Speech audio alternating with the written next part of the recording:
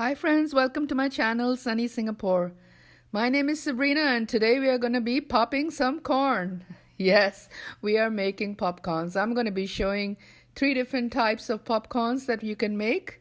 So keep watching and I hope you will try this out.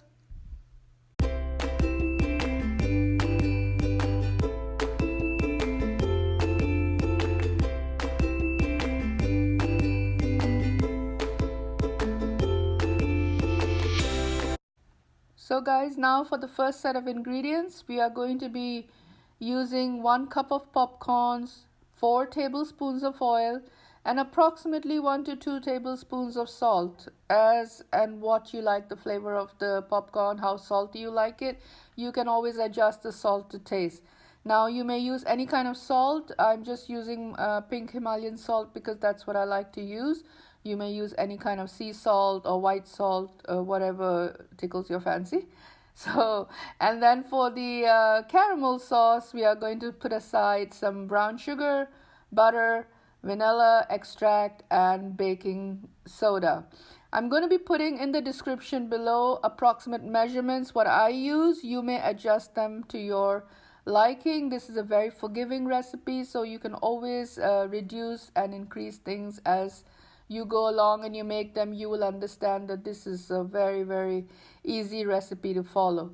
Now for the third type of popcorn that we are going to be doing, we're just going to be adding some nuts to our caramel sauce to give it a little more extra crunch and nutty flavor. And I had some almonds, pistachios, and cashews lying around, so I just crushed them in the machine a little bit, a little coarse, not too powdery. So I just put them aside and we will add this to our caramel sauce later on. So guys, let's get the pan on the stove. Now I have a makeshift stove here outside my kitchen because my kitchen's super dark for recording and you guys won't be able to see anything. And I wanted you to see the popping of the corn. So I'm going to be using a glass cover which doesn't fit my pan, but this is the largest pan that can accommodate the 1 cup of popcorns that I wanted to show you guys, which I can use on this stove. So let's get the popcorns in the pan, and we are going to be adding the oil and the salt. Now once you've added the oil and the salt, please use your spatula to mix everything up nicely so that your oil and salt is evenly distributed.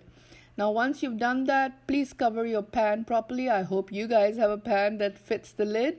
And try to use a glass lid if you can so that you can see it popping. If you have never done this before, you're really going to enjoy it. Keep your kids away from the stove, but they can watch too from far. And they would really enjoy the way the popcorns pop, so that's going to be a fun thing to watch. And get your first popcorn or the base popcorn ready. Let's get this going. Already get popped, sometimes burn at the bottom.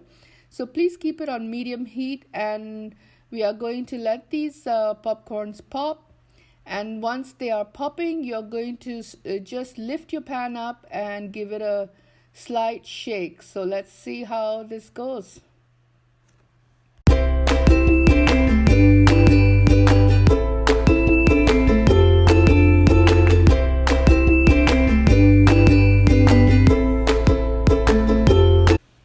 So I hope everybody is excited about the full pan of popcorns that you have got ready.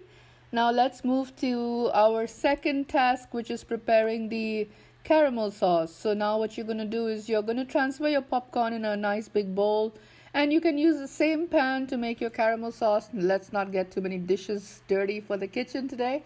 So we'll use the same pan to make our caramel sauce. I'm going to start with adding the butter and then just the sugar. Now what we're going to do is we're just going to cook the butter and the sugar for a while together till the sugar starts to melt properly. Now wait for the sugar to melt.